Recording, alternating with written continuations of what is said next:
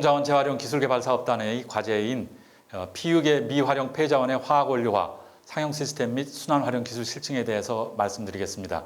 저는 주관기관인 정파인 주식회사의 연구 책임자 이대수입니다. 말씀드리는 순서는 먼저 기술개발 배경을 설명드리고 이어서 과제 목표, 주요 추진 실적, 사업 성과를 설명드리겠습니다. 먼저 기술개발 배경이 되겠습니다. 우레탄 소재는 독일의 오토 바이엘 박사가 1937년에 발명한 것으로 아이조시아네이트와 폴리올의 반응으로 얻어지는 우레탄을 주성분으로 하고 있습니다. 여기서 R과 R 프라임으로 표시된 구조에 따라서 물성과 그 반응성을 다양하게 조절할 수 있기 때문에 우리 주변에서 많은 용도로 이용이 되고 있습니다.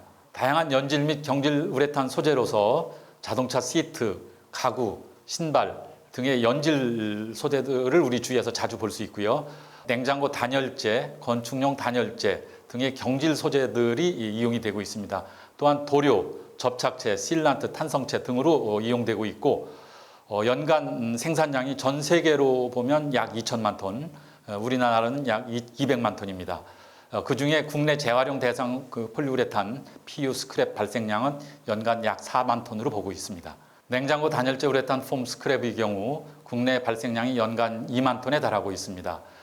냉장고 한 대당 발생하는 우레탄 폼 스크랩은 약 14kg이고 이들을 대부분 소각 처리하고 있는데 대기오염, 시설 부식이 문제로 지적되고 있습니다. 자동차 쿠션재 우레탄 폼 스크랩의 경우 국내 발생량이 연간 약 7천 톤에 달하고 있습니다. 자동차 한 대에서 발생하는 스크랩은 약 10kg입니다. ASR 형태로 소각 처리되고 있는데 여기서도 마찬가지로 대기오염과 시설 부식이 문제되고 있습니다. 연질 우레탄 폼 슬랍스톡 소재의 경우 자동차 내장재, 침대 매트리스, 신발 부품 등으로 이용되고 있고 이 제조 과정에서 발생되는 스크랩이 국내에서 약 연간 10,000톤에 이르고 있습니다. 이러한 스크랩들은 그동안 수출이 가능했으나 최근에 이제 스크랩 수출이 제한이 되고 있고 한편 이들을 활용한 재활용 소재의 적용 기술이 신발이라든지 자동차 부품 등에서 요구되는 것이 늘어나고 있습니다. 최종 목표는 폴리우레탄 PU의 미활용 폐자원의 고효율 물질 재활용 클로즈드 루프 기술 실증이 되겠습니다.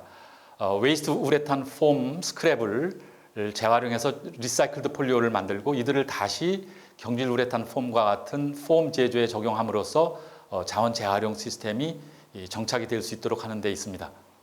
상세 목표로는 연질, 자동차 시트 및 매트리스를 포함합니다. 그리고 경질, 단열재 PU 폼 및 신발류 폐기물 재활용 실증 파일럿 구축을 연산 3,000톤 규모로 목표를 삼았고 해외 테스트베드 구축 그리고 상용 플랜트 설계 패키지 연 3만 톤을 처리할 수 있는 규모로 목표를 삼았습니다. 주요 추진 실적이 되겠습니다. 경질 및 연질 PU 폐기물 재활용 기술 개발은 PU 폼 폐기물 재활용 재생 폴리올 제조 기술을 개발을 해서 연 3,000톤의 그 웨이스트를 처리할 수 있는 실증 파일럿을 구축했습니다. 구체적으로는 PU 폐기물의 전처리 공정, 해중압을 통한 액상화 및 이물질 여과 공정 개발, 그리고 액상화 생성물에 EO 또는 PO를 부과해서 재생 폴리오를 제조하고 이들을 응용하는 공정을 개발했습니다. 이 슬라이드는 저희들의 PU 재활용 공정도가 되겠습니다. 웨이스트들을 전처리하는 기술을 이어서 해중압 액상화하는 기술 그리고 이들로부터 이물질을 분리하고 악취를 제거한 다음에 액상 분리가 필요한 경우 액상 분리를 거쳐서 화학적 균일화를 위한 EO-PO 부가 반응을 거쳐서 최종적으로 재생 폴리오를 얻고 이들을 적용하는 연질 PU 폼, 경질 PU 폼을 제조하는 기술을 개발한 것입니다. 냉장고 단열재 경질 PU 폼 스크랩 재활용 공정 흐름도를 설명드리겠습니다. 우레탄 폼 웨이스트를 액상화하기 위한 글리콜로서 DEG와 촉매를 첨가하고 이들을 180도까지 승온해서 글리콜리시스 반응으로 해중압을 해서 액상화를 시킵니다. 이들을 여과를 시켜서 고체 폐기물을 분리하고 액상의 물질들은 다시 EO, PO 등을 부과해서 재생 폴리오를 제조합니다. 저희들이 개발한 전처리 공정을 사진으로 보여드리고 있습니다. 이어서 전처리된 웨이스트들을 액상화를 위한 화학 반응 실증 파일럿 플랜트가 되겠습니다. 이어서 고압 반응기를 이용해서 알킬렌 옥사이드를 부과하는 반응 공정이 되겠습니다. 이 공정은 이미 정우파인이 확보한 상용 플랜트들을 이용해서 공정을 개발했습니다. 경질 폴리우레탄 폼 보드 제조 공정을 보여드리고 있습니다.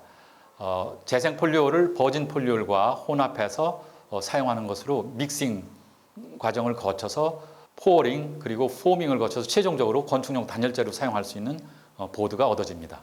이렇게 재생 폴리올을 적용한 경질 우레탄 폼은 컨트롤로 나타낸 버진 폴리올만 사용한 그 우레탄 폼에 비해서 기포, 이 셀의 사이즈가 더 작고 균일해지는 특징을 보여주는 것을 전자인명 사진으로 보고 계십니다.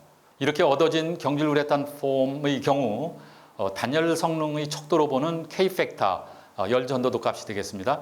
이 열 전도도 값이 재생 폴리올 함량을 높이면 낮아지고 빨간 선으로 그은 0.017kcal/m²/C까지 더 낮출 수가 있는데 이 수준은 현재 냉장고 단열재의 단열 성능 수준이 되겠습니다. 이러한 재생 폴리올을 적용한 경질 우레탄 폼들은 난연성의 척도인 리미티드 옥시젠 인덱스 값이 증가를 합니다. 약 21에서 22까지 올라가는데 이런 경우 저염이 제거가 되면 바로 소화가 되는 그런 특성을 보이는 난연성입니다. 재생 폴리올 적용 경질 우레탄 폼의 물성 가운데 압축 강도 값을 보고 계십니다. 밑에 샘플 코드 A60, A80 등의 숫자는 재생 폴리올의 함량입니다. 재생 폴리올 함량이 60 내지 80%일 때 기계적 강도가 신제만 썼을 때보다도 약 20% 더 우수한 것을 확인할 수 있었습니다. 이러한 재생 폴리올을 적용한 경질 우레탄 폼의 경우 장점으로서 앞에 말씀드린 바와 같이 단열 성능이 향상이 되고 난연성, 기계적 강도도 증가가 되고 신제 폴리올 대비 경제성이 우수한, 즉 가격이 저렴한 장점을 보입니다.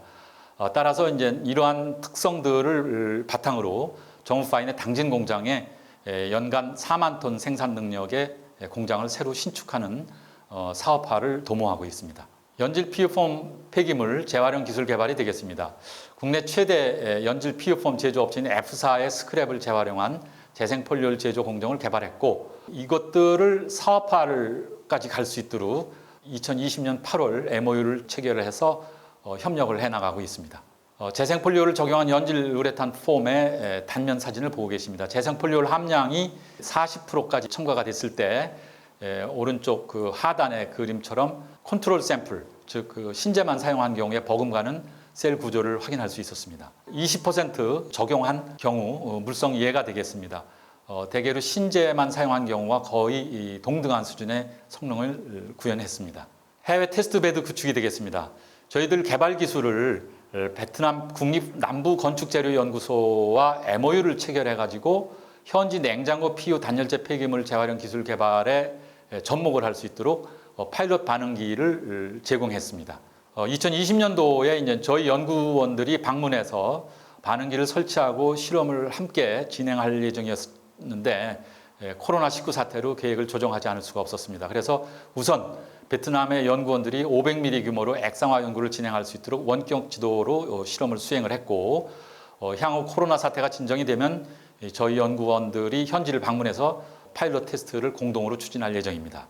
베트남의 냉장고 단열재 스크랩을 액상화한 연구 결과에 이해가 되겠습니다. 글리콜로서 이지를 에틸렌 글리콜을 사용한 경우 적절한 것으로 범위를 좁혔고 함량과 공정 조건을 조절해서 최종적으로 수산가가 580 그리고 점도가 250 센티포아제인 액상화된 제품을 얻는 데 성공했습니다. 다음으로 상용 플랜트 설계 패키지에 대해서 설명드리겠습니다. 저희들이 대상으로 한 폴리우레탄 폐기물들은 경질 우레탄 폼 2만 톤, 연질 우레탄 폼 폐기물 1만 톤이 되겠습니다. 전처리 공정은 저희들이 개발한 제품의 경우 대당 처리 능력이 시간당 200kg로서 3만 톤을 처리하기 위해서는 경질 폼의 경우만 이제 이런 전처리 공정이 요구되는데 이런 50대의 선별기가 필요한 것으로 판단됐습니다. 액상화 공정이 되겠습니다. 액상화 해중압 반응기는 그 용량을 40 큐빅미터로 판단을 했고 액상화 능력을 하루에 16톤으로 설계를 했습니다. 이렇게 처리를 할 수 있게 되는 경우 3만 톤 폐기물 처리를 위해서는 이런 반응기 6세트가 필요한 것으로 판단했습니다. 여과 정제 공정이 되겠습니다. 액상화된 것들에서 이물질을 제거하기 위해서 스크류 여과기, 원심 분리기, 이 디칸터 등을 이제 이용하는 것이 필요한 것으로 판단을 했고, 정제 능력은 하루 16톤. 그래서 연간 24,000톤의 선별된 우레탄 폼 스크랩을 처리하기 위해서는 여과 정제 공정이 6세트가 필요한 것으로 판단했습니다. 이어서 AO 부가 공정이 되겠습니다. 고압 반응기를 이용해서 액상화된 중간체를 리사이클드 폴리올로 제조하고 이어서 휘발분 제거 장치를 거쳐서 저장 설비로 이송시키는 시스템이 되겠습니다. 이 반응기도 연간 3만 톤의 스크랩을 처리하기 위해서는 6세트가 필요한 것으로 판단했습니다. 연간 3만 톤의 PU 폐기물 처리 플랜트의 안으로는 수도권, 부산, 경남, 대구, 경북권, 충청, 호남권에 각각 10,000톤가량의 폐기물 처리 시스템을 구축하는 것이 필요할 것으로 결론이 도출이 되었습니다. 마지막으로 사업 성과가 되겠습니다. 미활용 PU 폐기물의 화학적 재활용 공정 기술을 개발을 했습니다. 연 3,000톤 처리 실증 파일럿을 구축했고 재생 폴리올 응용 기술까지 개발이 이루어졌습니다. 따라서 경질 PU폼 단열재 보드 제조 공정에 적용이 가능했고 연질 PU폼 신발 포함해서 적용이 가능했습니다. 베트남 테스트베드 구축을 위한 현지 적용 확인이 이루어졌습니다.